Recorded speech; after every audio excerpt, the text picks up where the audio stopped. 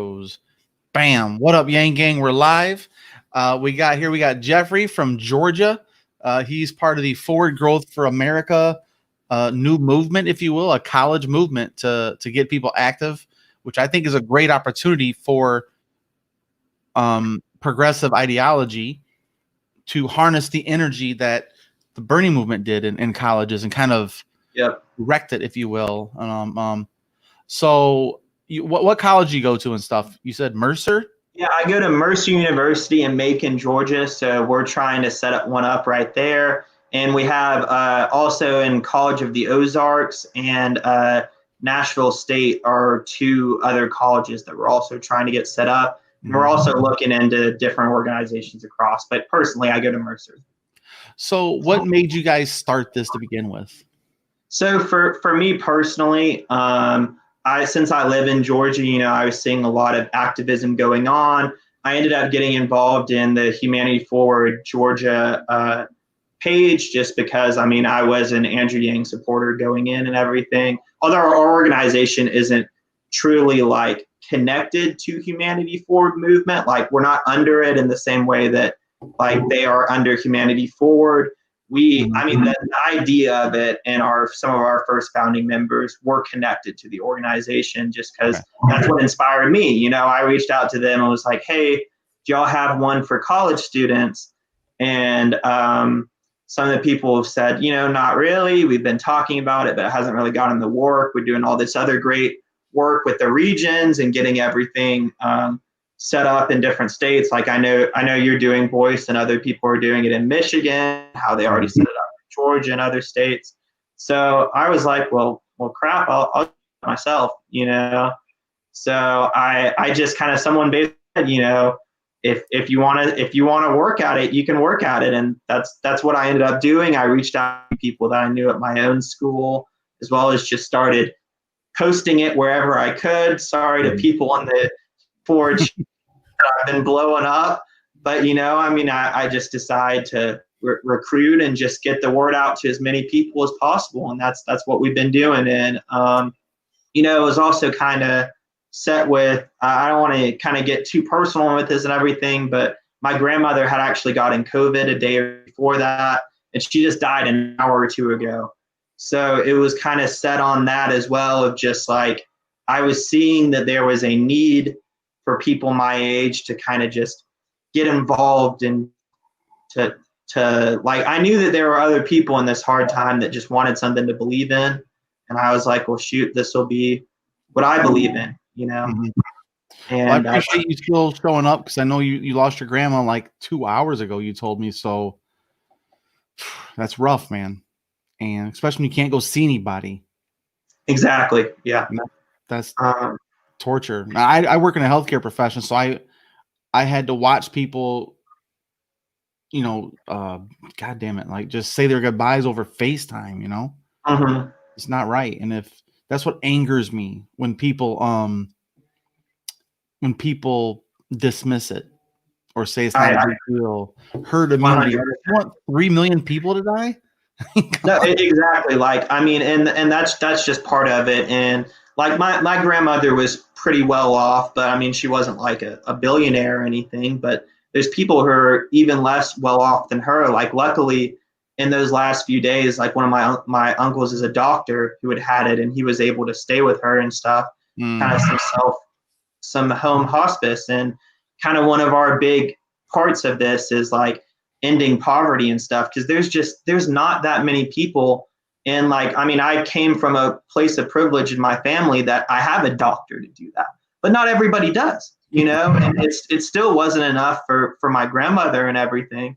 But Lord help the people who just, they contract this and they're 60, 70, 80, 90, like my grandmother was, years old, and they don't have someone to help them, and it's really part of that poverty that we've been talking about.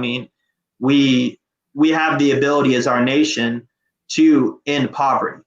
Like, people say that we don't, but truly the money is there with stuff like a program like UBI and different ones. It exists. It's hard, but it exists to end the poverty line. And especially right now, we need to be looking into those opportunities to do it. And that's kind of one of the main aspects of why we created this. When I saw on your guys' Twitter page that you had your 3 tenets of ending poverty, criminal justice reform, and then democracy reform.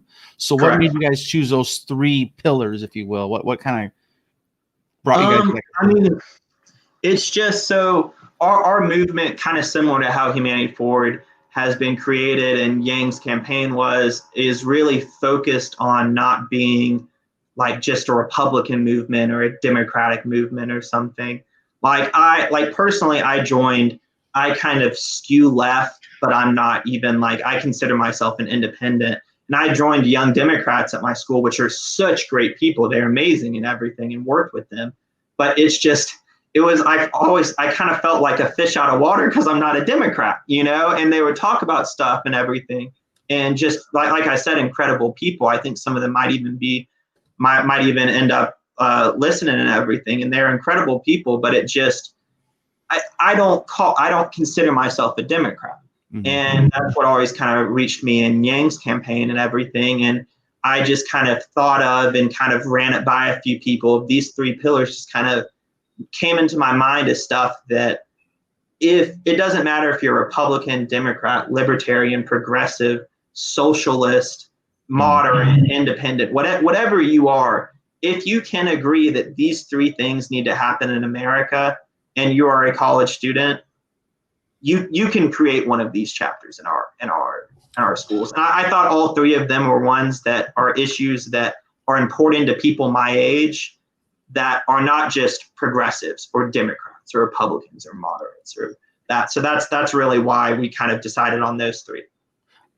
Well, also I'm gonna put in the chat here is your Mailer Lite form. So guys, you can copy and paste here.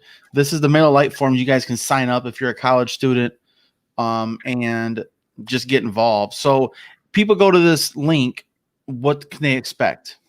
So yeah, it's just some basic information like first name, last name, email, just so we can, and a phone number, just so we can get in contact, what school you're at, because we're trying to set it up right now where we're trying to get leaders at different colleges to help kind of create their own organization, like their own chapter is kind of what we're saying, at their own schools. So, we're a very kind of young organization, but eventually we kind of want to be there kind of right up there with other organizations similar in regards to us, like a Turning Point USA or Students for Bernie used to be like this, where there's an idea of like chapters across different campuses and everything. And right now we're just looking for those leaders, those collegiate leaders that want to start one and want to start a chapter and help us grow a chapter at their schools. Just like I am and my fellow people at Mercer are at my school, and our other members are at the various other schools that have been talking to us. So it's almost like a college fraternity for political activists, if you think about it. It is in a way, but it's not like a fraternity is closed off to just men and kind of a different group. This is open to all sexes and orientations. But it is in a way. I do come from the Greek system, so like I am in a fraternity at my school. Shout them out. So well, we're on suspension. We just got on suspension a few weeks ago, so I technically legally can't shout them out at the moment. But it's a good group of guys, and that's kind of what another aspect of kind of what made me think of kind of doing this is that I have more time on my hands now because of that. And, I was building a great thing. I felt like I was building a great thing there with that organization. And now we're trying to build the next great thing here. So it is in a way similar to that in structure, but it's much more kind of focused on the activism side than the social side. But you'll definitely find your social people at your school once you get it. You definitely will be able to get that. That's one of our members right there who is in a similar situation. So thank you, Garrett. But that's where we're at right now. So what so I guess it's really hard to have a long-term goal when you're just getting started, but like if you guys can get enough chapters, I really do think if you just get one in each state to start with, like the major states at least, you get California, Texas, Florida, Georgia, Michigan, Yeah. stuff like that. I have my oldest kid is in college. He's a sophomore over at Adrian College over in Michigan here. And he wanted to get involved with the Yang campaign, but he was barely 18 at the time, and he was a freshman in college, and he was just getting into his fraternity as well, because he's there on a college scholarship for track and field. He's a runner. Oh, congratulations to him. That's awesome. Yeah, man, that kid he is fast. What fraternity is he in, if you mind me? I don't even know, man. I don't even know. My dad's in the same spot. He'll tell someone and then like, or he'll be like, yeah, Jeffrey's in, and he'd be like, I think blah blah blah, and then he'll call me about once every other month and be like, which chapter were you in? Are you in again, Jeffrey? And I tell him the Greek letters. He's like, that's right. Yeah, I knew it was something like that. So it's just kind of the same situation, but that's awesome. Well, that's the thing. Like, if you can get in a fraternity and you have a network already that's there, if you can infect it, if you will, with a better idea or a different idea, a lateral move, you will say, hey, we can still do this, but we can also do this. Yeah. And make it less of the social club, more the activist club, and get busy and do shit, because that's my thing now. Just shut up and do something. Stop complaining on Twitter. Stop arguing. Just stop all the madness. Just pick something that can be done, that you can do, and then just go do it. And exactly. There's a quote that is to kind of from the Greek system, but it's to do what ought to be done. And then like it kind of extends like, but would not have been done unless I did it, I thought to be my duty. And it really always, like, since I heard it, it connected to me as like, if I'm going to say, like, basically I can't just, I'm kind of a recruiter or a salesperson by heart, but I'm not, if I'm gonna say something, I gotta back it up, and I decided that I wanted to create this organization and get help along the way, that I was like, we can compete with Turning Point USA, and we can compete with like Students for Bernie and other organizations on campuses and really do this and make something of it. But that's not just talk. Like that's not just a load of crap that I'm telling people. I really believe in our messaging and in the thought process that like our organization can help and can help and create leaders and that will eventually end poverty and reform the criminal justice system and strengthen our democracy. And I really think that we will have the ability to do that. And we already have different things, if you want us to talk about it, that like we're looking to do, like people in our different chapters are looking to do in their own communities to do those different things. I mean, we're already really like right now in these first few weeks, like we're creating the groundwork to make more change than I ever thought I could ever be a part of actually making. Because I mean, I was just one of those people that was saying, well, eventually one day I want to help make a difference, and always kind of said like, in middle school and high school, it was always a joke of like, Jeffrey Craven's going to be president one day, because I would say all this like big stuff about what I wanted to do and be and all this crap. But it was a load of crap because I didn't have any plans. And now we have an organization that I believe in, that we will make a difference and we will be the next leaders of this nation if we can kind of get it together. Well, what I think is too a benefit is that you have the Students for Bernie and you have Turning Point USA, and there's nothing in the middle. There's not like centrist for students. This is a way of saying you might agree with some conservative points. You might, in capitalism as a system is there's good things here. There's good things about socialism and democratic socialism and inclusiveness. And then like people like yourself, like you had to choose Turning Point or Bernie for whatever the hell, Bernie students. Like that's a huge stretch. That thing is being pulled apart. There's this huge gap to be filled.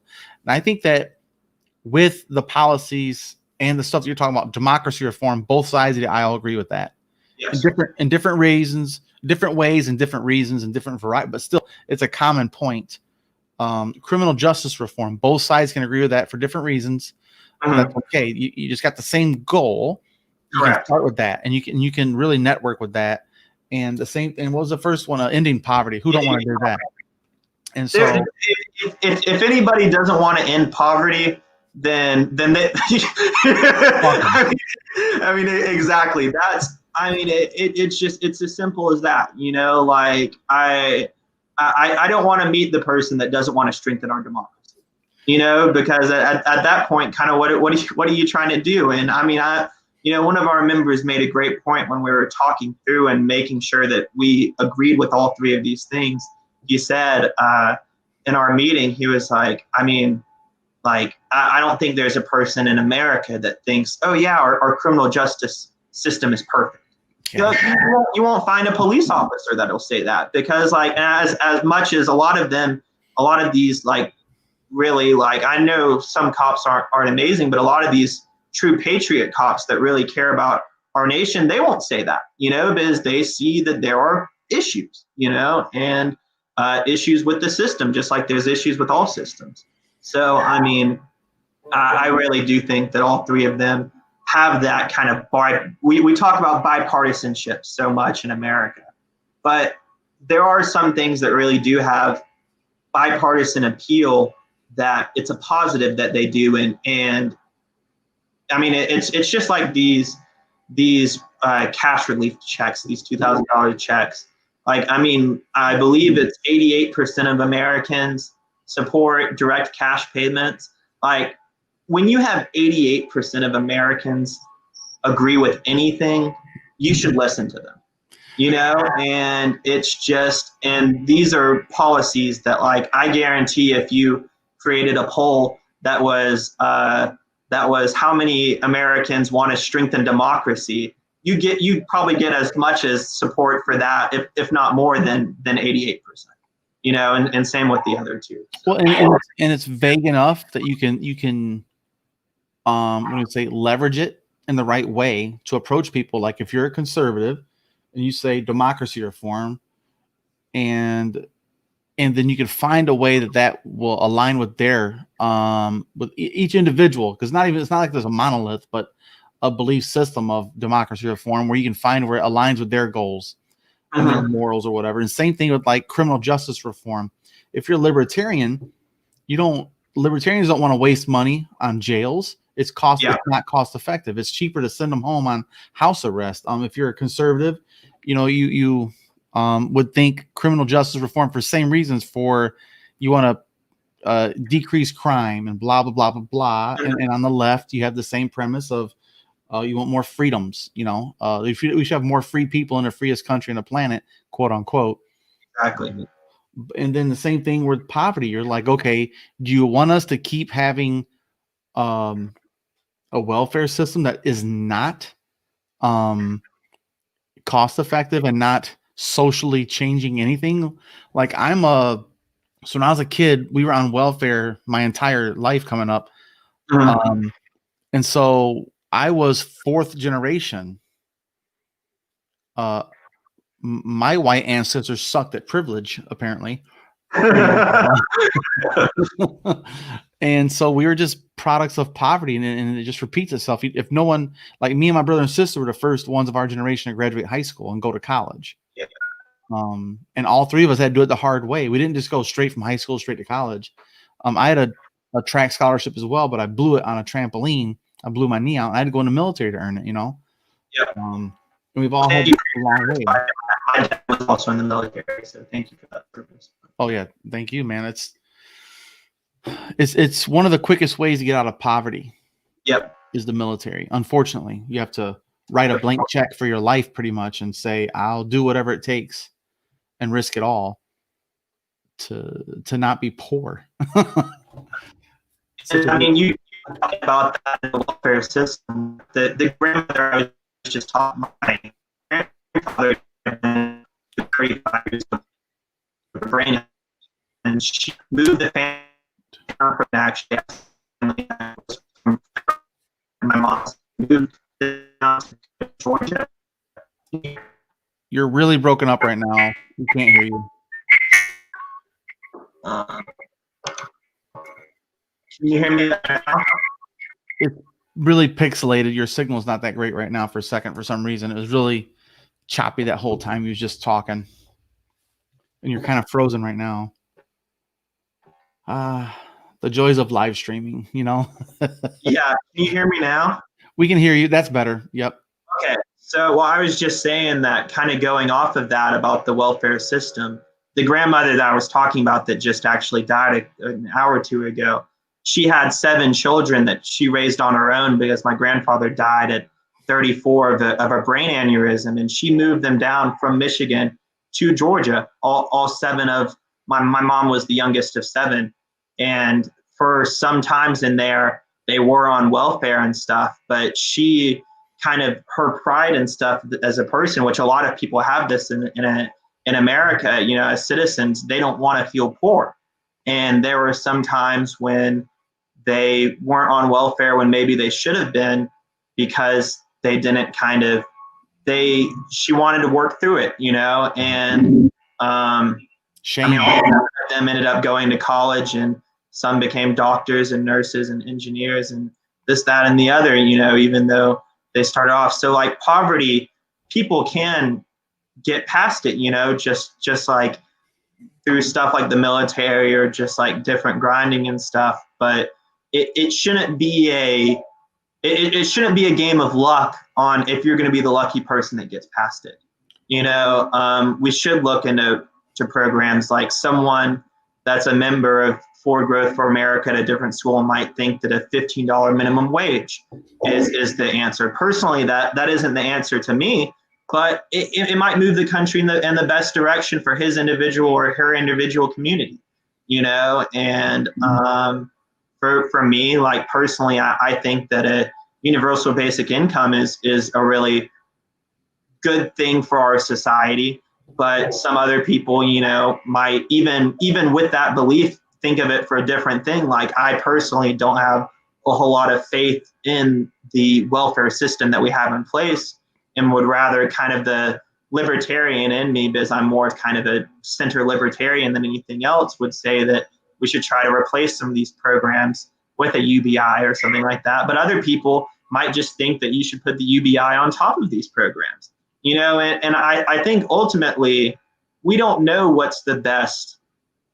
Everyone wants to say that their opinion is definitely the best one, that would work the best, but it's impossible to know that, especially with something new like a $15 minimum wage or universal basic income where you replace the system, or universal basic income where you keep it, or a jobs guarantee. You know, all of these different ideas that Republicans, Democrats, libertarians, progressives have all brought up, they have merit. And the reason why people support them is because in some ways they have things that make sense, and they all have their positive and negatives. So as long as people are thinking and trying to solve these issues, I don't care if they agree with my perspective or not, as long as we're just having these conversations and our young leaders are talking through the ways that we can better society. That's all that matters to me.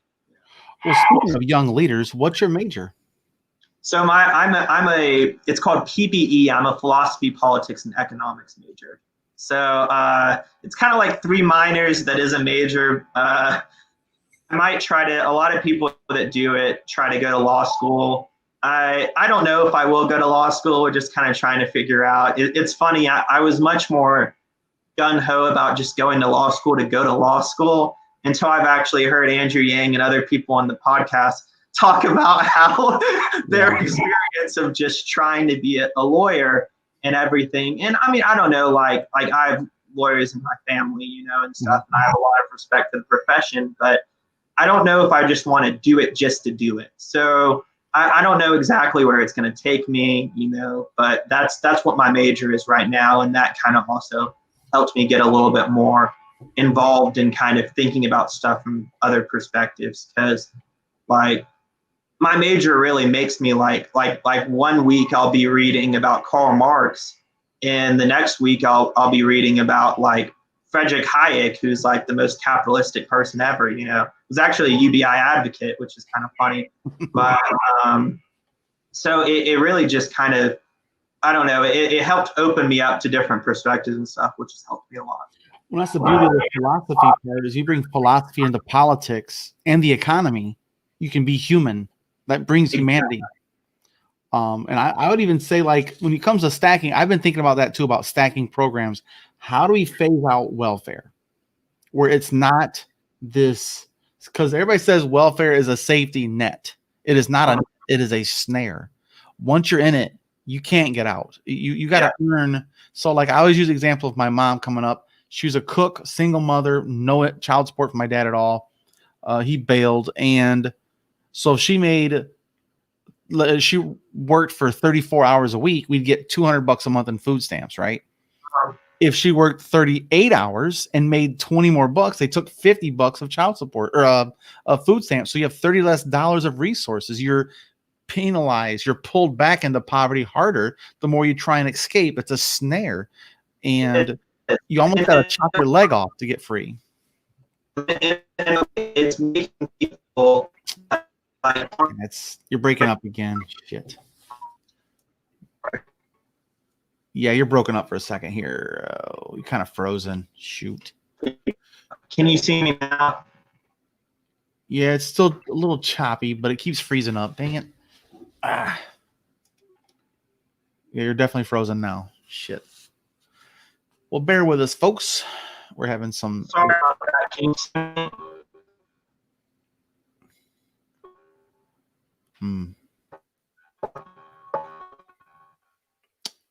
Yeah, I don't know. Yeah, it's getting really weird. A lot of feedback too. Are you on your laptop right now? I am, yes. Well, yeah, I kind of your picture's a little better now. I think we can hear you now.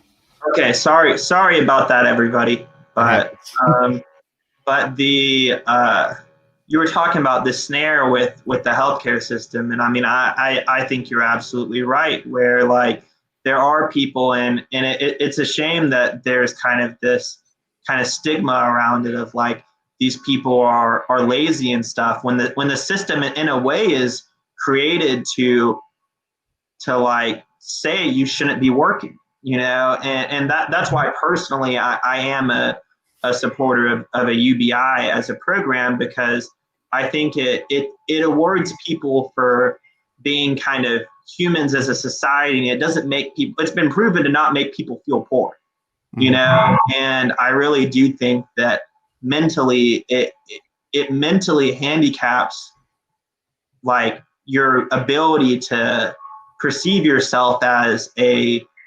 strong-willed individual when you are when you feel like you're kind of stuck in this snare of poverty, when even the government itself is telling you, hey, guess what, you're growing up poor, and I don't know, I hope that is a solution that can help, and if there's other solutions that other people have to help, I'd love to hear it too, and that's kind of the thing that I liked coming in with kind of the Humanity Forward people and the Yang Gang and everything, is that there does seem to be a lot of different opinions and stuff, and I hope that we don't end up kind of that side of the movement ends up becoming too much of like a purity test on like how much do you support Andrew Yang or his policies and stuff, which has been a concern of mine, because for a little bit there, like, I mean, I'm a young person who likes moving from thing to thing, and when he suspended his candidacy, I went out and tried to look for other candidates to support, even though he was one that I liked, and I really hope that the movement continues to really just allow people to not follow under the purity test of like, we need to, a UBI is the only solution. Because I'm sure there's other ones, but if you tell everybody a UBI is the only solution, UBI is the only solution, then in my opinion, it really cuts you off from having a discussion with the people that might be open to something like a UBI if you listen to their perspective, you know, and see what their concerns are with it and see what policies they like, you know. So that's something I've thought about too is like, okay, back here is saying, he goes, survive, we need oxygen, food, water, homes, and money, which covers all those things, which should not be means tested. I agree. Like I was thinking, like, if the problem with universal basic incomes, it's a flat fee for everyone, but yet everyone's costs are different regionally. So what if we had like a UBI as the floor? It's the beginning of the next phase, and then we can go to somewhere like California that has resources to say, okay, now you guys have a cost of living that they can't afford. The public housing doesn't work because it runs to shit. Public housing sucks. I've lived in it. I have patients in it. It's horrible. What if we had like a universal housing right where you get to own a house, not just stay there because the good people upstairs said so, and you got to prove you're poor every 3 months to justify staying there, and you can't earn too much money. You should be me. I want to end homelessness. And to me, we should have like a homeless shelter / drug shelter, rehab shelter / domestic violence, like escape shelter in like every capital city to start with in this all 50 states, right? And maybe 3 in Texas, maybe 3 in California because they're bigger, but have like a shelter where people can come where the floor falls off from underneath them. And if they had a UBI, they might lose their home, but if all else fails, they can go to where these shelters are and at least have a guaranteed home, be it an apartment complex, which it is like now, which I don't like that because you don't have privacy, and it limits what you're capable of. But there's a lot of course, it's probably going to be a mass place, but I think a place like California could do this if they were like, it was flexible to the geographics to say, wow, our housing prices are sky high. Incentivize them to bring that shit down, to control the inflation of the housing market, to not create bubbles, which we've had. So I think we just need to keep working towards stuff that incentivizes healthy, steady growth, not bubbles and not big gaps in coverage. Where if you had $1,000 a month here in Michigan and it's you and your wife and you have 2 kids, you can pretty much get by with one person working then. So if you can get back, which I think will help the nuclear family get back to a parents in the home, less incentive for daycare to take care of your kids and raise them for you, stuff like that to bring about a little more of a, get back to that nuclear family, which I'm not a big, like, I don't know. I'm kind of conflicted on that as far as this nuclear family idea, which is kind of a, that's that 70s and 80s idea of Ozzie and Harriet bullshit. But I think a nuclear family needs to be more diverse. It should be thought of differently as you can have 2 moms and 2 dads or whatever. I don't care.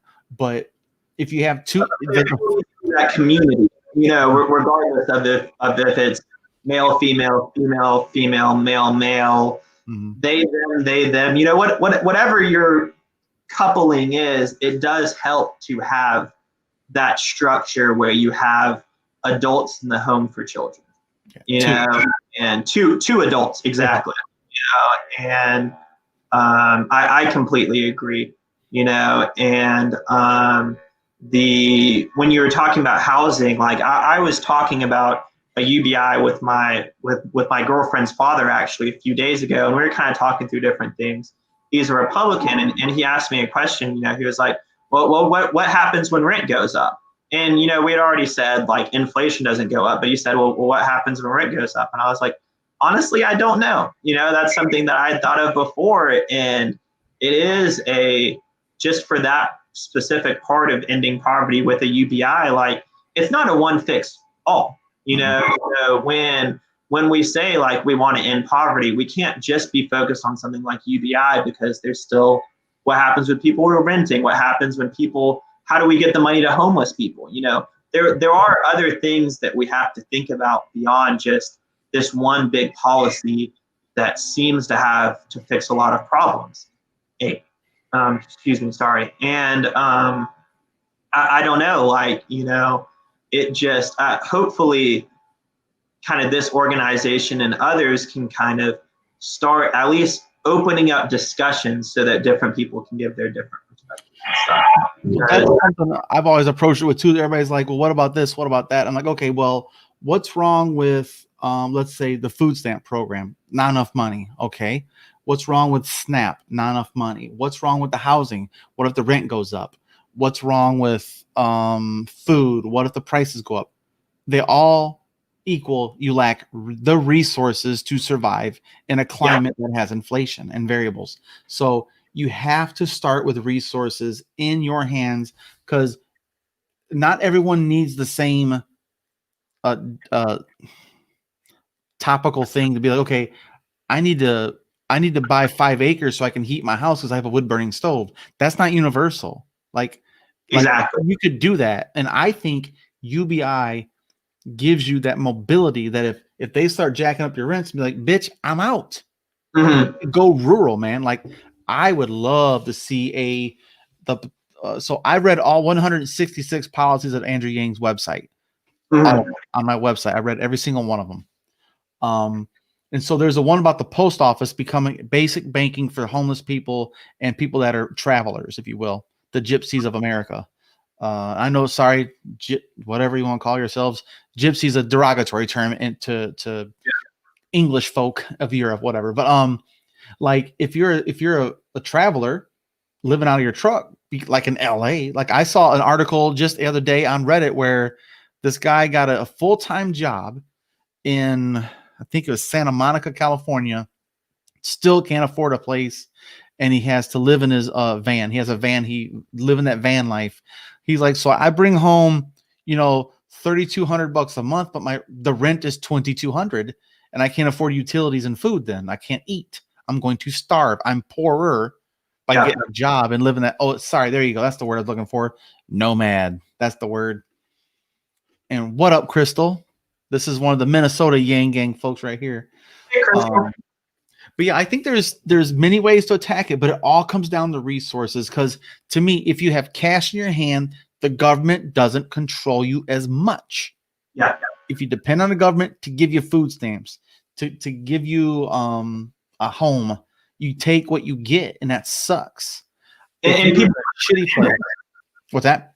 People become dependent on the government, and I mean, a lot of this is what kind of speaks to a lot of I know libertarians about different programs. Is like, I mean, there is this thought process of like, I understand people like my grandmother and other people that don't want to be dependent on the government for these resources, but it would be beneficial for them to have some form of income, because it's hard to be a human, especially with how much different jobs are getting like automated away and everything. Like, there will be a whole lot of people who have for 30 or 40 years might have been super hardworking Americans and given everything to our society, and a robot does their job better than they do, and it's a super. I mean, that's one reason why I'm not sure about becoming a lawyer, is that unfortunately I don't know in 30 or 40 years if some of these law jobs might be getting done by robots, and it's just that doesn't make me not a hard worker if the job that have set myself up to hopefully one day have ends up getting automated, and it doesn't make me lazy or entitled or anything. It just means that the system kind of didn't work out the right way. And hopefully we can kind of help change the system or different systems before that occurs, if it does occur, which it seems like for a lot of industries, it already started. Well, that's something I've actually, like I said, I got a kid in college. I have 3 more in high school, and I've told them all the same thing. You got to go something that's automation proof as long as possible. Not 100%, but as long as possible. So like my youngest son said he was going to go into radiology. I was like, dead. 20 years dead. They have sensors that are more sensitive than our eye that can find tumors better than we can, and they can store 1 billion images to reference it in 5 minutes. That a seasoned professional who's been there for 20 years has a couple of, like, let's say 100,000 images from their flawed memory to draw from. It's flawed. And I told him, I was like, that's cool and all. Maybe you should get into maybe you can get into the technology of developing this equipment, or the technology of the AI that will read the sensors and those types of things. Like getting into computers is kind of vague now. You got to be very specific. Are you going to go into code? Are you going to go into the R&D for building to say, okay, how much computing power can we fit in this space and work for Apple or some crap, or Google or whatever, Amazon? Unfortunately for your generation, of course, college is being overprescribed because there's not enough jobs. I know so many people I've coached. I coached wrestling and football when my kids were younger. And before I had kids, I coached varsity wrestling and stuff. And I had kids that I had to be like a guidance counselor because they didn't have a good guidance counselor at their school. And I told them, like, guys, you gotta find how to. It's hard to be a fortune teller. We got to look ahead and say, okay, these are the jobs of today, but what are the jobs of tomorrow? What's banging in tech? Like, what's the next big deal?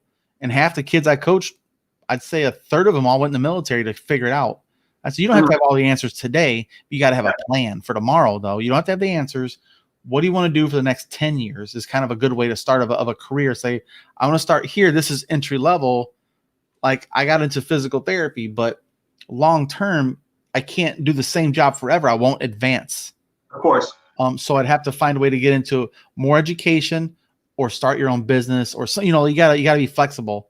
And that's the scary part at your age. How are you, like 20?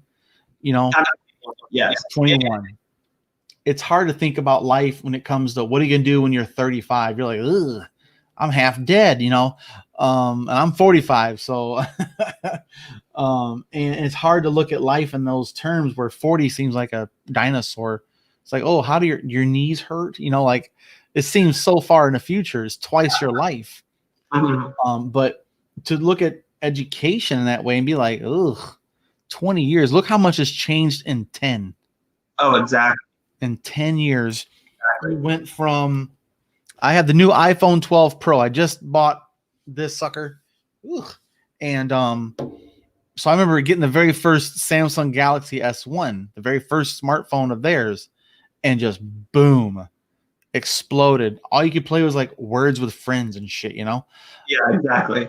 But now you can stream that PUBG game and whatever the hell, like live stream and actually play role-playing games live, man. Like, that's so futuristic, and that's 10 years.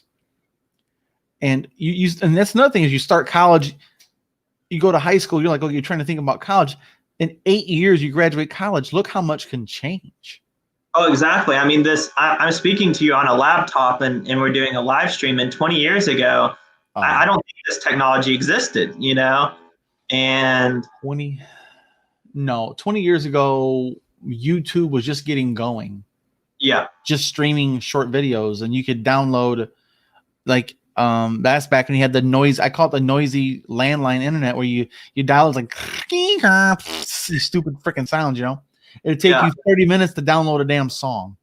Like 30 minutes for real. 30 minutes, you can download a whole series of Dexter on your cell phone while you're in Walmart shopping. Like, it's just, it's explosive. So we've got that kind of more. It's what do you call that? The knee of the curve when it comes to technology is coming sooner than later.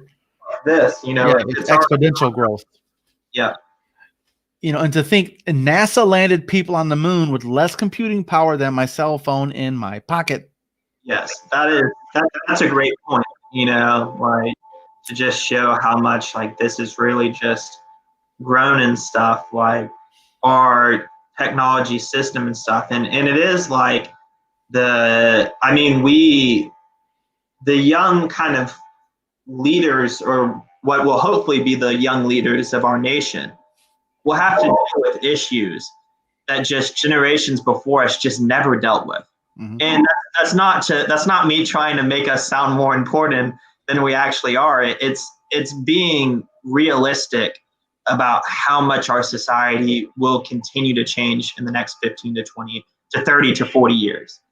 And some of those changes will be amazing. Like 10 years from now, we could find the cure for cancer, but 10 years from now, we could also have 130 million people in America without jobs. And both perspectives, I mean, shoot, it could be an award where both perspectives happen in the same time. That's a very realistic outcome. And we have to be ready for that. And we have to kind of have discussions and have groups where we train people to start thinking outside the box, because like for strengthening democracy, like we haven't really talked about that, one of our issues very much. Personally, I like the idea of like ranked choice voting is something like we want to reach out to rank the votes. And that's something that personally I like, and I think could work for some different areas, especially on the local level. But like, what if a different chapter in Missouri or Nebraska or something is like, you know what, we really want term limits. Well, that's okay too. There's nothing wrong with them wanting term limits, and there's nothing wrong with, say, I mean, I'll just use this as an example. I feel like maybe once we kind of get into some HBCUs, they might focus a little bit more, just because of the background of how much the criminal justice system can disenfranchise African Americans. They might focus more on criminal justice reform. And that would make complete sense, and I would say go for it, because maybe they can bring more to the table with that to help our movement and help the people at their school grow in that way. Yeah, or the wealth gap, which is the most prevalent thing. Yes, exactly. It's prevalent. Gap too. So I mean, in the end of the day, like it doesn't matter how, like we're getting set up, kind of young people, to fail right now. And if we don't learn how to fix stuff, we're getting set up, and that it's nothing against our parents or generations before us, because a lot of them have, like I'm sure you did with your kids, and my parents did with me as well, spent years and decades trying to give me freaking everything. Sacrificed so much. I could not be more just grateful for what my parents have done to put me in this situation, and how much they worked and how hard they worked. But in the end of the day, like, if every single industry I'm going towards, and that my brain has the capacity for me to be able to do, because my brain just doesn't let me be an AI coder. I'm not very good with computers. That's just not how I've been functioning. And if every single group that I would be able to do one day is automated away, and I'm homeless on the street in 25 years, like that'd be that. It wouldn't only suck for me, but it'd be a shame, because I really do think that people like me and other people have a way and have an opportunity to help fix stuff. But if we just get set up this young generation for failure right away, then we won't be able to fix anything, Well, see, the fastest, the easiest, I'm going to say, like the most obvious path out of poverty used to be go to college or go in the military. Those are your options. Now that's the fast track to poverty, because if you go into debt for $200,000, you can't buy a freaking house for like 15 years, because you have too much debt to credit ratio with income to debt ratio. I'm sorry. And so you owe $200,000 in student loans, and you make $100,000 a year with a doctorate and yada yada, what, psychology or whatever, and yet they will not give you another loan for $300,000 if you have $200,000 in loans. You only make $100,000. They will not give you 5 times your salary in loans. They just won't. And so to me, it really limits the potential of the hardworking go-getters that said, I'm going to go to college and do it this way. But now it's kind of a fast track to poverty, even for everyone that does it right. You do it right, and you still, like, I have kids here that I've coached. They went to school at Michigan State. They get into like the one kid I know for a fact, he became he studied, he wanted to work in the ocean on animals, right? He became like an oceanographer of some sort, like a zoologist or whatever the hell. There's no jobs, man. They're all taken. You know what he does here? He's a tree nursery guy. He cuts down trees for a living. Yeah. That's it. So guess what? He's an entrepreneur, which he didn't need that degree for. Yeah. Like, so you had to go into debt for 112. I think he said 112,000 was his most. And he started his business, and he's been doing it for 15 years, and he's still not even. He's still not back to zero. Well, exactly. And this what I'm about to say might not help my organization, but I'm just going to say it anyways. But some people just really shouldn't go into college, and we do need to say that. And I think it is my responsibility as a young person in college. I think that I'm really thankful for what I did and stuff, but there's a reason that not everybody, that our job market's just not made for everybody to go to college. You know, like, there are different degrees and organizations that set you up to make more money by not going to college. Like, one day I was talking to my mom loves having me, especially when I was in high school and stuff. Whenever someone would come fix something at our house, like a professional, if something broke, she'd always say, Jeffrey, go watch them and see what they're doing, just so that you can see if you can learn something. You know, well, that's what I was about to say. I talked to a plumber one time, and he told me that the average age for plumbers in America, and this was 5 or 6 years ago, was 53 years old.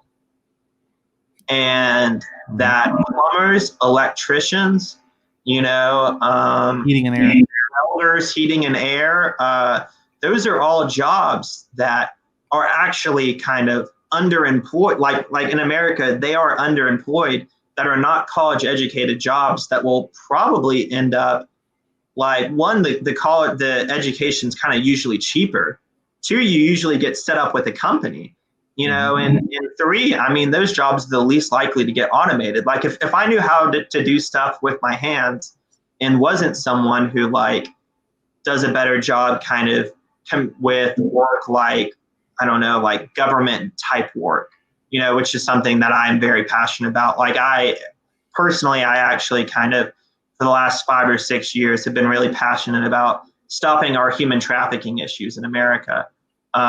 Which there's a lot, but because I live in Georgia, kind of about an hour and a half outside of Atlanta is actually one of the worldwide hot spots for human trafficking, which a lot of people wouldn't know that, but it's just because we have such a big airport and everything. But I'm kind of getting off track with that. But if I wasn't so passionate about that and on a path that kind of does need college, I would try to go become a plumber. And there shouldn't be any stigma or anything wrong with someone wanting to become a plumber, electrician, welder, these different jobs that aren't college age, because shoot, they're probably going to end up making more money than I will one day. The people that will do it. Let's put it this way. What's the American dream? It's a facade, but the American dream is you get your education, you buy a house, and you start saving for retirement. You have a family, yada, yada, yada. That's the typical quote unquote American dream. Here's the deal. Who's going to buy a house first? The guy who goes to become a lawyer after 10 years? Or is it going to be the guy who starts his own plumbing business after 3? The plumber. The plumber can buy a house in 5 years. Will buy their first house. 5 years of high school. You can be 23, which I was also. I bought my first house at 23. The military did that. So the military was my apprenticeship program, Yeah. It came with benefits. And same thing with, like, in our local high school here, not this year, but the year before, was the first time they graduated 6 people in the graduating class out of, I think, like 80 something. 6 kids went into an apprenticeship program out of high school. It's the most they've ever had. Yeah. And it's in like 25 years, where there's a demand now for tool and die, electrician, and what was the other one?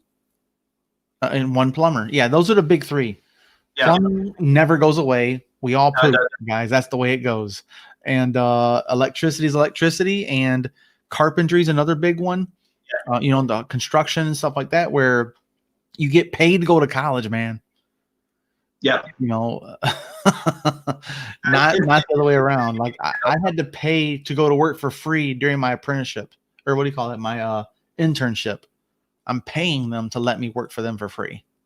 But in a different way, college does have its plus where like you get to network and meet different people, and like our organization will help people in that.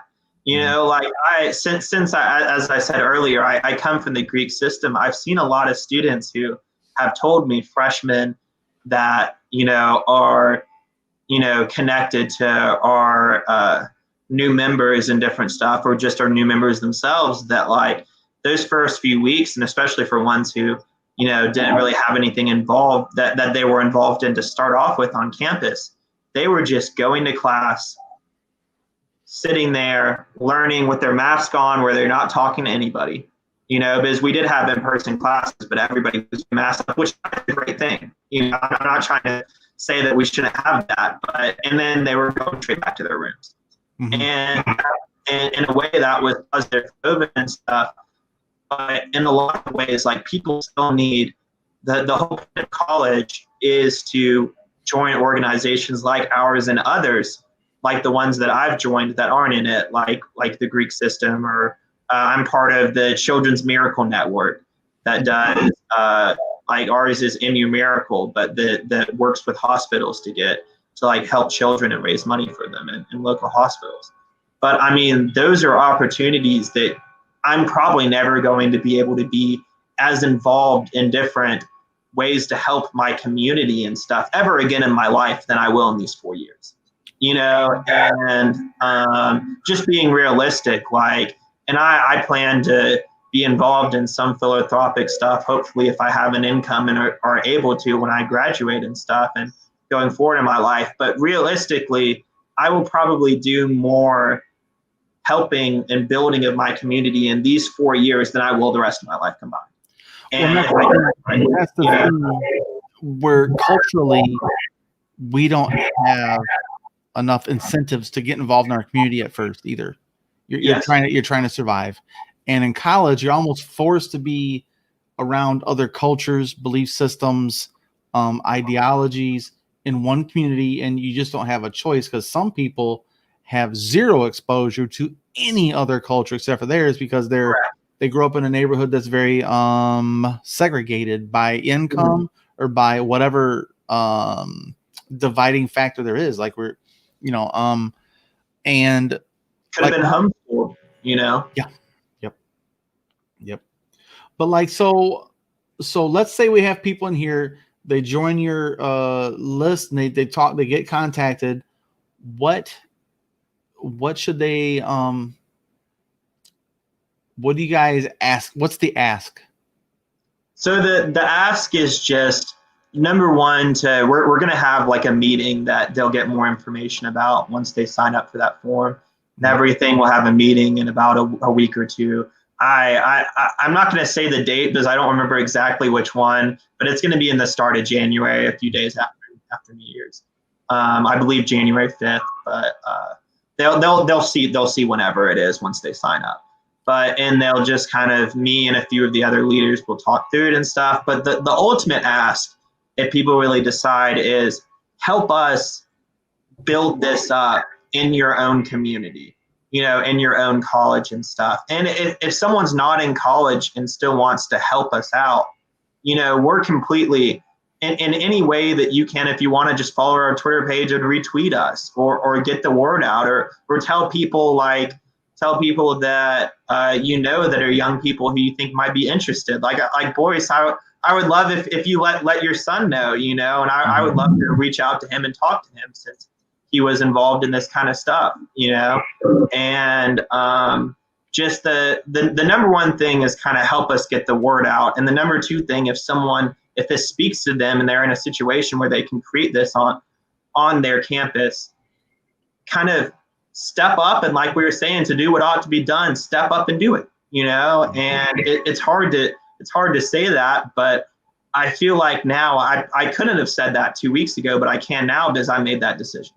You know, the other people that joined our organization made that decision, and I hope other people will listen to this and do that as well, because we need it. We need it, man. Like we need it real bad for these people young people to step up and say, I believe in these three things, these three kind of cardinal policies. And I believe in this vision of us bettering society, and I want to do it, you know? And I mean, we're also going to be working with organizations like the Mayors for what's up, Daniel? Guaranteed income. We also got Elizabeth here. Oh yes, that's right. Hey Drewby. But the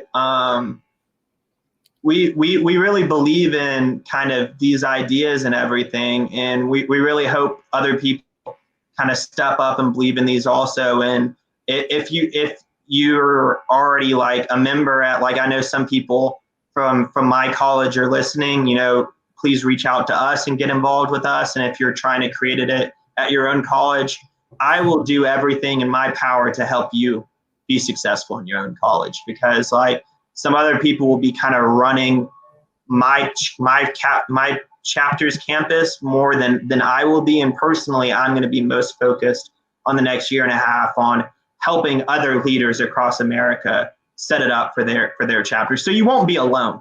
You know, we will not leave you with the wolves. You know, we will help you set it up at your own college and everything, and set this up so that you can help build a better America. Now, I'm looking long term, as this situation right here could be a beneficial relationship long term as well for the movement.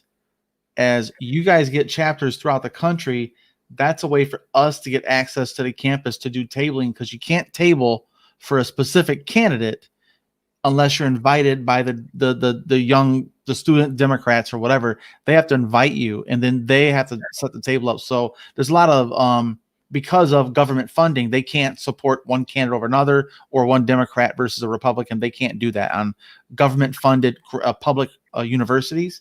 So you have to be invited onto campus by a student organization, which this is a great opportunity. So if and when Andrew runs in 2024 or whatever, if you guys are already there, that's another network that we can go boom and help table and inform people and help with recruiting.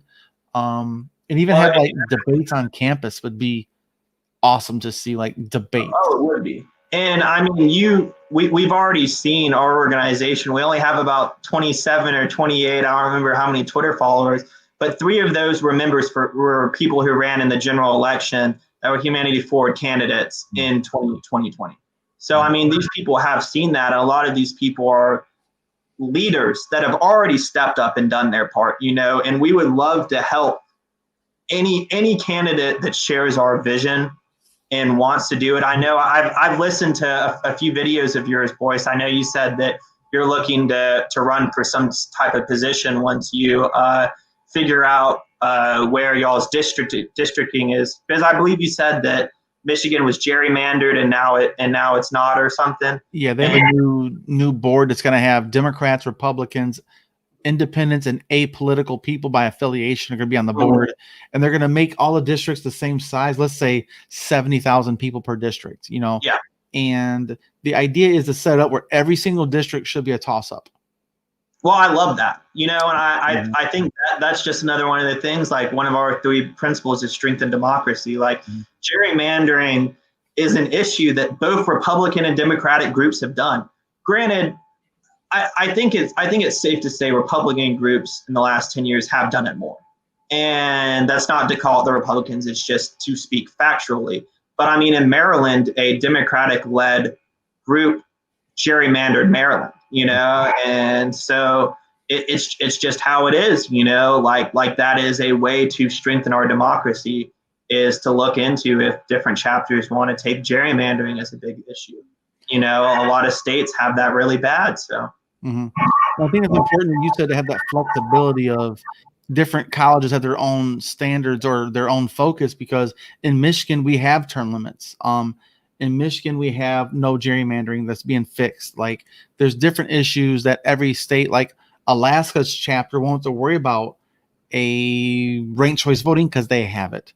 Maine Yes. won't have to worry about that. They'll go more along the line of term limits, or like you're saying, whatever is specific to every state's own policies for elections. Alaska won't have to worry about a UBI because they have the oil fund. I mean, it's once a year. Still like it, but I mean, they have their money in that form. Yeah. And no one quits their job for a month when that happens. Give me a break. But yeah, man, I'm really looking forward. I'm gonna reach out to my oldest kid and let him know, man, hey, there's something here. When you guys get back on campus, that's when that'll happen. He's always busy painting and playing his guitar. He's an alpha like track kid. Like he lifts every single day. He is ripped. He's a very strong little dude, man. But he's also left brain, artistic, plays he got a guitar and just started playing it and started painting a couple of years ago. Like he's a really unique kid, man. He's got a lot of weird little talents that as a parent, it's fascinating to see this little thing grow up and become its own individual person. Exactly. Well, I mean, that's the thing about our organization is everybody has their different talents. Like I've been involved in recruitment through the Greek system. So I can go on here and talk your ear off for the next 3 hours if you wanted to, because that's what I do. But we have a guy named Matthew on here that he's amazing with technology, and he's been really helpful. Kiara has a lot of connections to Humanity Forward, Kiara Weeding, and she's been really connected to the all the other people that we've been talking to, and because she's part of Humanity Cares, she's one of the starters of that. And one of the guys, Garrett Kemp, he does a lot of logo design stuff. We have Drew Boyette and Drew Williams both have their different strengths from different organizations they've been a part of. So right now, like right off the bat, the 6 or 7 of us that we have right now that kind of have already fully committed, we all have our different strengths, and we're ready to find the other people that have similar interests and have their own strengths too. So I'm sure we would find a way for your son's strengths to help build our better national brand and a brand on his campus too, if that's what he decides. Do you guys have a Slack or Discord yet? We do have a Slack. Yes, we're not like releasing the Slack yet, just until like. We want people to fill out that form so that we can kind of like meet you and talk through it and have you go to our first kind of like more relaxed meeting where you can see us and see if you really want to kind of help put in the time and the focus and everything into this. And if people say, yeah, I'm on board, well, we'll welcome in. We'll send you in the Slack and we'll get you running. But yes, we do have a Slack. We also have a website that we recently bought the domain for, but we haven't fully set up yet. So that will be coming soon. So stay tuned. And soon we're going to start creating some Facebook groups, some Instagram, different things beyond just our Twitter. That our Twitter handle is, I believe it's @ForwardGrowth. Or wait, let me look real quick just to make sure. It's right here. Oh, it's right there. Yes. At Forward Growth for America. Or sorry, the Twitter handle is @GrowthAmerica. Just Growth America? Yes. I can't put, there was too many, Twitter like only allows you to do so many kind of spaces and stuff. So I like barely wasn't able to get the full name in there. So it's at America is the Twitter handle. No space or underscore? Yes, sir. No space or underscore. And growth and America are both capitalized. So right, like that. Perfect. There we go.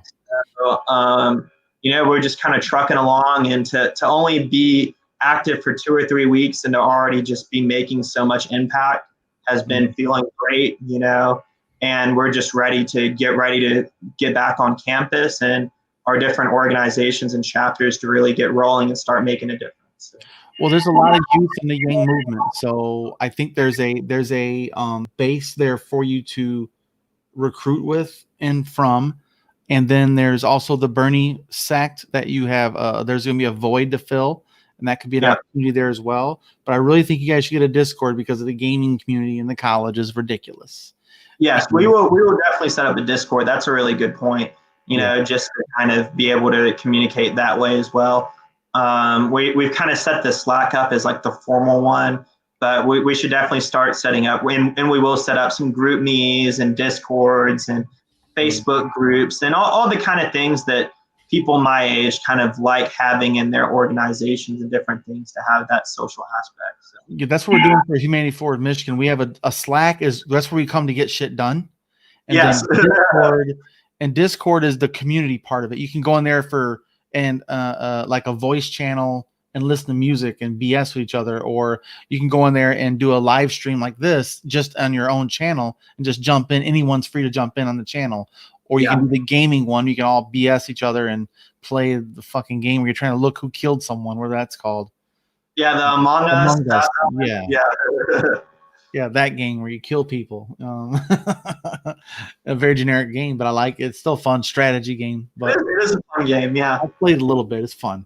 But yeah, I think because Discord is more the community base, and then Slack is where you go to get shit done. Like, this is where we're coming to organize. This ain't for no cutesy bullshit. Don't share no memes here. This ain't the place for it. We're gonna delete it. Yeah. If you want to go play at the playground. You know, this is we're in the kitchen now. We're trying to make some food. That's right. You know, and you need both. You know, it's especially college students. You need both. Like, I know we use GroupMe a lot in the organizations I'm a part of, and you know, we have like the big GroupMes for different committees and stuff where it's like, oh, we got to get this done in this committee. And we have some that are just kind of just goof off, and you need that too. You know, and they're both important aspects of it because you know, people join for both and they stay for both. Yeah, so guys, if you know anybody that's got college kids, send them the link to this and send them the link to the mailer light here in the comments section. This was done at 8 p.m. even, the last one. So you can copy and paste there and send it to them. Or again, you can send this. They can learn more just by watching the video if they want to, or definitely sign up and get invited to one of their informal meet and greet types and see if that's the right feel for you, you know, like go on a first date. That's right. Yeah. Speed dating. But yeah, man, we you know, us in the Yang Gang, we're gonna help, man. And I'm Gen X, man. I got kids going to college, you know, so and we really appreciate how much the Yang Gang's done already and Humanity Forward movement's done already, you know. And I mean, you were talking about candidates and how and different things, you know, we've already been followed, like I said, from 3, and you will soon hopefully be a candidate right there with them too. So like we're really hoping these kind of forward thinking candidates and stuff that eventually our kind of colleges and stuff will see, like, listen, these guys helped us first, you know, like I talked to you. I mean, you helped us first. You were the first person to let us kind of be on a live stream and everything. Yeah. Adam Christensen followed us really, really early. Blair Walsingham followed us when there was about 5 people. You know, like people. Adam is. I've been trying to go. I went on Twitter the other day and I said, I made a tweet of my own, no prompting from anybody. I said, guys, if you're not following Adam Christensen and you think you're informed, you're not. Yes. Follow him and just go through his threads. You will be more informed every single time you pick one because there's such good banter and information in there. And son of a bitch, he is informed, man. Yeah. He ran for U.S. Congress. He knows the bullshit that goes on. And I don't even agree with everything he says, but I was just saying this when I sent a tweet of his to a group chat yesterday where I said, I don't agree with everything he says, but like I am consistently impressed with everything he says. You know, and it's just information. You know? Yeah, he just gives you information. Today too. Incredible guy also. Yeah, but I think you should reach out to Erica Rhodes. She's running for U.S. Congress in California, and she's a teacher in school. So if you can get a network of teachers that can help you as far as getting to the teacher community, and they could help the activist side of the teaching community could help with the college side of it and be like, hey, here's some connections to make, you know, and maybe reach out to Erica and see if she has any connections in LA. She was right in LA, deep. Right. We did a tweet earlier. One of our first tweets that I made was in support of Erica because like I had seen what she had said and everything.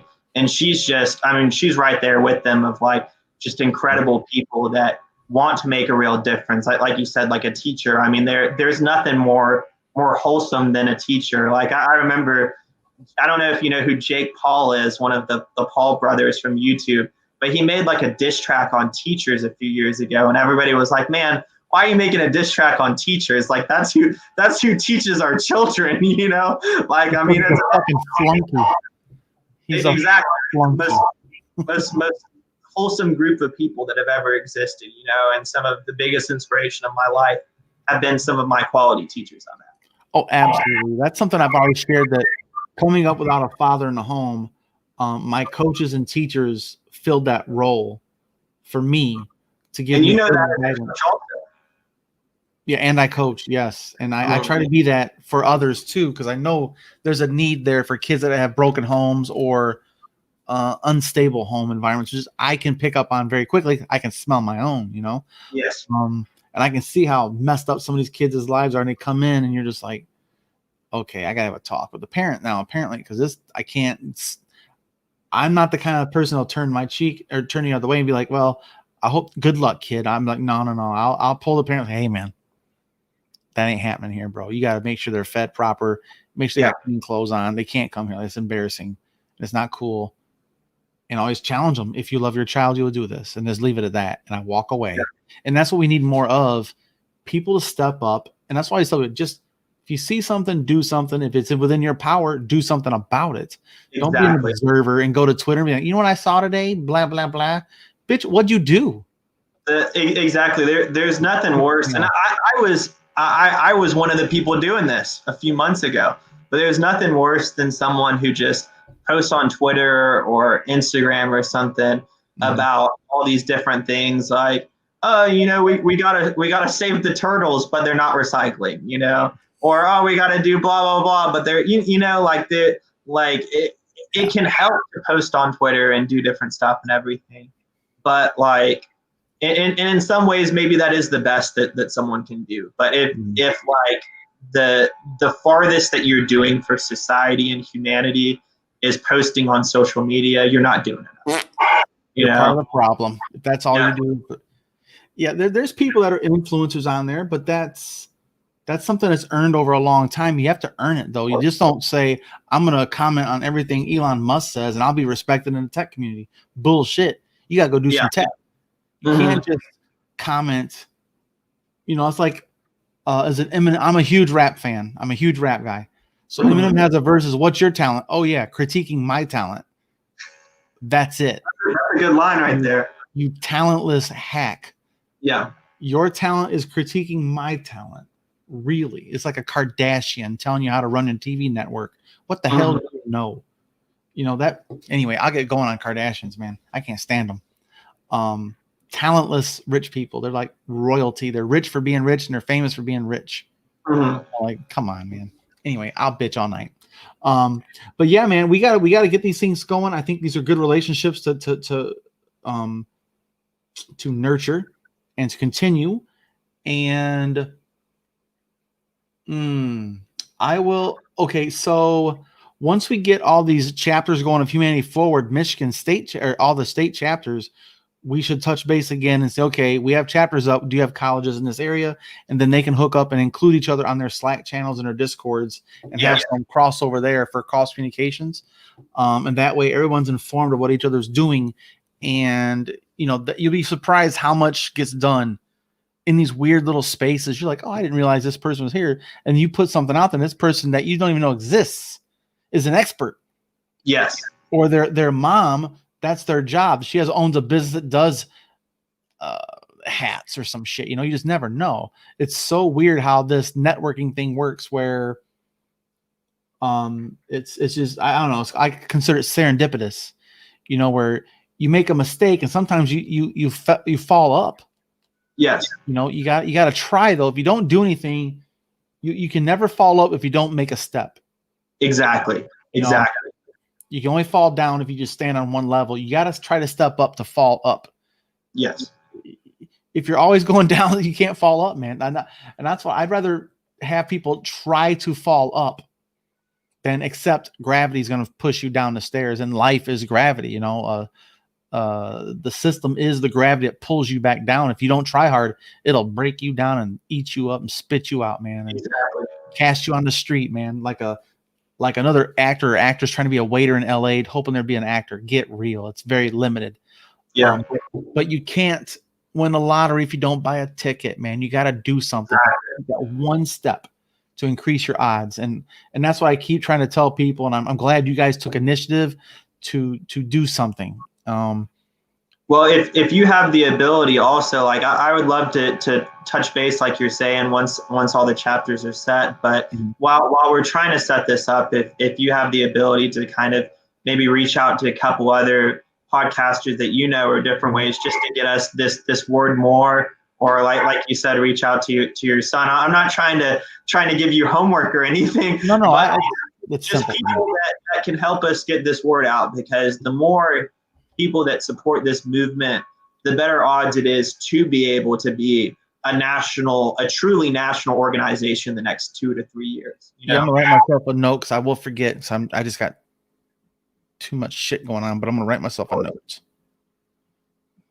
There, oops, not BF. Sorry, guys. I'm doing this on a live stream, but it is what it is.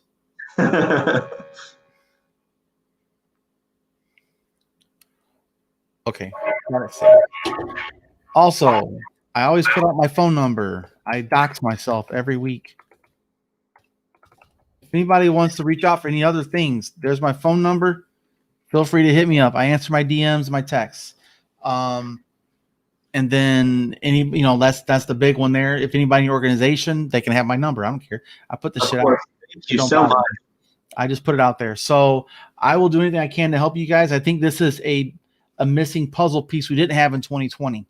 Yeah. We're going to need it in 2022 and 2024. We've got to fill this need. There's a demand. There's a void. Someone's going to fill it. I don't want it to be the far left or the far right to fill that void. We've got to have a forward-thinking thing to be here, like to absorb the people that are just everyday normal people, not the extremes. Yeah. Turning Point USA and the Communist Party of Students or some bullshit like that is ridiculous.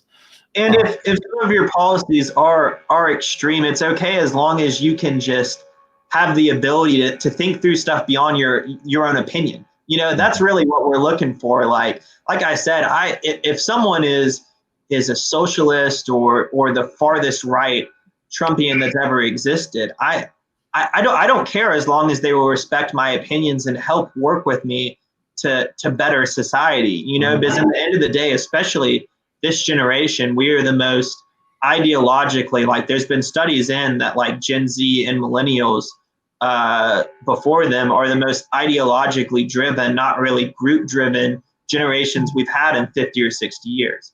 You know, so like in the end of the day, like, but you're absolutely right that there is a void for about 80 to 85% of people who just don't know really where their path is, you know, and they say I'm in one group or the other just because society makes them say that. But like, I mean, in the end of the day, you can see Andrew Yang, Bernie Sanders, Josh Hawley, Donald Trump, AOC, and Justin Amash all wanting direct payments, you know, and you can see that same exact thing on a college campus, you know, and that's what our organization is trying to do, is trying to reach those people who, even if they don't agree on 60% of the things, they're enough of patriots to find a common ground on that 40%. You know? Well, that's the thing. We gotta find a way to work on things we agree upon. We can argue later. Yes.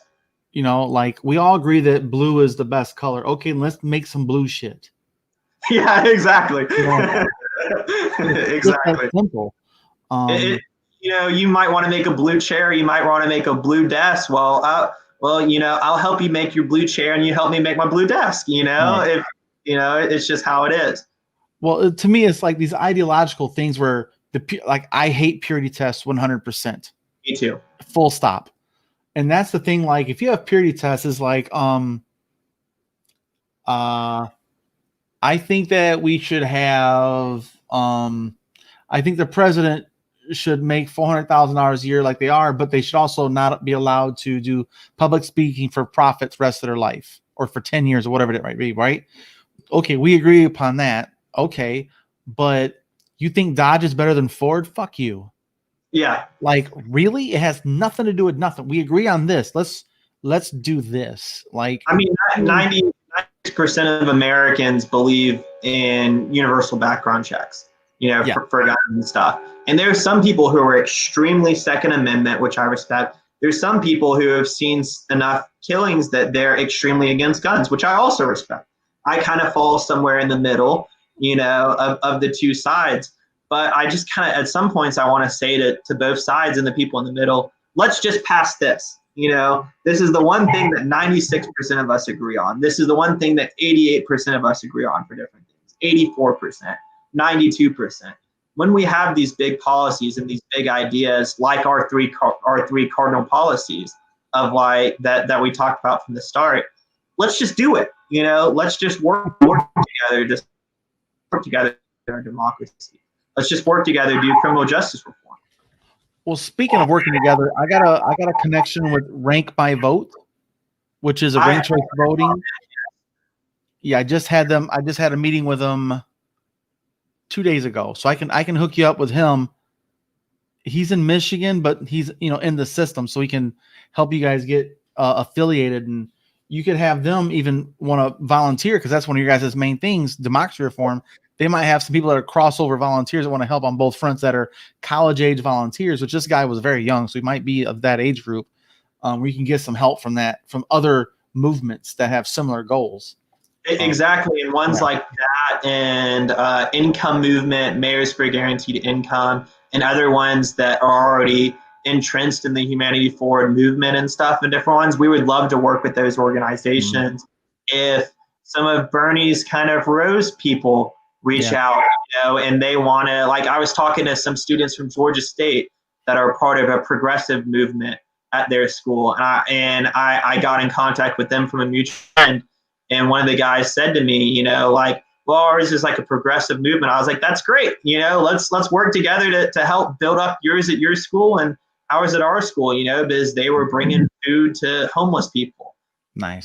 We're fine with bringing food for homeless people, I might not be a stereotypical progressive, but I love the idea of bringing food to homeless people, Well, and like there's the Sunrise Movement and then there's the People's Party. Those are two progressive up and comers. They got numbers, and that's what it comes down to. You got to cast a wide net and hope you catch 1% of 10% of 10%. You get 10% attention, those 10% show up, and 10% of them stick around. That's a win. So you got to cast a wide net. But yeah, so I'll make sure we got to stay in touch. You got my phone number, and we got a DM going on Twitter. Anything else? Any last parting words you want to give anybody for your movement? Just first, I'd like to say thank you so much for everybody that listened, especially my friends that I told Boyce this, but I sent the chat out to about 7 different groups and just a whole bunch of different friends of mine, everything, especially everybody who just stayed and listened at different points. I really appreciate it. Mm-hmm. And we're looking to build something up great. Please sign that form and the mail form of your information if you're interested. And even if you're not, try to find that one right there. Thank you. And even if you're not, please try to help us find somebody who is, if you're not in college or if you know somebody who is, just because this is, I cannot stress enough how much I fully believe in my heart that this is important for the upcoming of our future as a society. And I think that's dramatic to say in any way. And also, guys, follow them on Twitter. Yes, follow us on Twitter. Thank you. Yes. And thank you all very much. I'm Jeffrey Craven, like I said, and I've had a great time. And the last thing I'd say is thank you, Boyce, for everything you've done to put us on here, and 2, for everything you're doing in the medical field with COVID. Especially with how it just recently hit me with my family. I really appreciate anybody who's on that front lines just fighting for other families right now.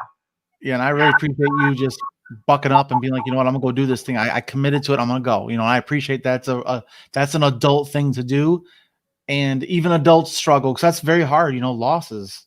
Yeah. You know, gut wrenching, and it's awful. So hopefully, this is a welcome distraction from a stressful day. A little positive light for your day, you know, and you just gotta go deal with life's waiting for you, you know. So it is what it is, right? We got to deal with it and do what we can to move things forward and hope this doesn't, and let's do what we can to prevent nobody else to suffer a similar loss. You know, we've got to protect our people and mask up. Uh-oh. You're breaking up. Uh-oh. You're froze. Shit. Oh boy. Can you hear me now? Kind of, almost. You're pixelated pretty bad. Let's see here. Yeah, you're froze again. Dang it. Can you hear me now? Broken. I was just saying, please get vaccinated. Yes. If you can. That was the last thing I wanted to say. Yes. Not really part of our movement or anything. That's just a personal plug.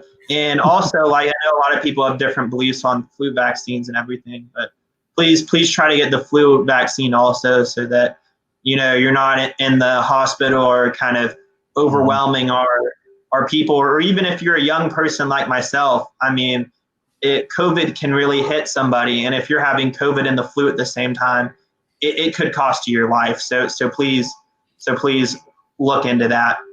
Yeah, that's really I'm scheduled to get mine on January 5th at 5 p.m. I will be documenting every day of my experience to kind of help set people's mind at ease about these side effects, you know, these scary side effects. But yet you'll go shoot Botox into your face, or you'll shoot fat into from your butt to your face. Like, really? Or you go downtown to the grimiest bars I've ever seen, you know, like there's probably some bars that the bathroom in there that I've been a part of has more germs than this vaccine, which I do get people's concerns, but like my sister, she's a nurse and she just got the first dose a few days ago. And I mean, she had some different concerns. She's just recently married, about different things that it might cause to like a woman's body and everything. But at the end of the day, she made that decision, you know, for her people. And I hope they will, if they feel comfortable with it, like continue to follow the lead of you and her and other people. And I know some of the presidents like Obama and Bush and Clinton, and hopefully Trump will as well, are planning to take the vaccine on TV. We gotta hope, man. He already got COVID. He already got COVID. He thinks he's impervious now. Well, maybe so, but I know the other three are looking to take it on TV, and hopefully he'll join them, you know, and that'll hopefully put people's minds at rest, you know. Yeah. This needed. We gotta lead. A leadership means, to me, as a veteran, as a coach, as a parent, as an employee, as a volunteer for a movement, leadership matters at the top, and leadership is accepting responsibility when things go bad, and you praise others when things go well. Yes. And that's the opposite of what we got, and we need the opposite to return. And so I'm the mindful skeptic. I'm very skeptical of things. As am I. But my employer is a good employer. They provided us with all the documentation and the actual research. It's open to us. We got an email. We got to read it. It was lengthy. It took me about an hour and a half to really comb through it, to look for the information that makes me feel better, to be more confident, less skeptical, and to see the common side effects. Are all public knowledge, you guys. If you want to set your mind at ease, you can. Just go look. It's there. The most common side effect is joint pain and a slight fever is the most common one. I get that shit every day. I'm old. You know? I'm 45. I get joint pain already. It's just another day in life for me, you know. But like, so that's why I'm going to document it. And if something funky happens, you'll know. I'm gonna be honest about it. But we've got to do. We don't have all the perfect answers, but we got to do the best answer we have right now. We got to go with what we know. Well, it's exactly what we were just talking about. You know, there's probably not one perfect solution to anything. The vaccine is not the one perfect solution to COVID. Nope. Like it's not. Like it seems unlikely at this point that vaccines will give us herd immunity, if we're just being completely honest. Only if 100% of the people take it. Yes, but there's some people who just can't take it anyways. You know, like I do know there's some people in different age groups and different health issues that they say like you are too far unhealthy to be able to take this because the vaccine itself might be too much of a strain on your body. Well, and a lot of people, I won't say a lot of people, there is a percentage of people that are allergic to egg whites. Interesting. Which has been shown to be a higher allergic reaction to vaccines because they use egg whites as chemically, they use that as part of the delivery agent. The actual fluids it's part of the system, the delivery agent. That's how they keep it. Now, the DNA one that I'm getting, I don't think that's the case because it has to be frozen at like negative 50 degrees Celsius or some crap like that, or Fahrenheit, whatever the number is. But I don't think that's the case. But typical vaccines are, because they're kept in room temperature for X amount of hours, it uses an egg white. And so there are demographics, and there's people that don't do it for religious reasons, which I respect that.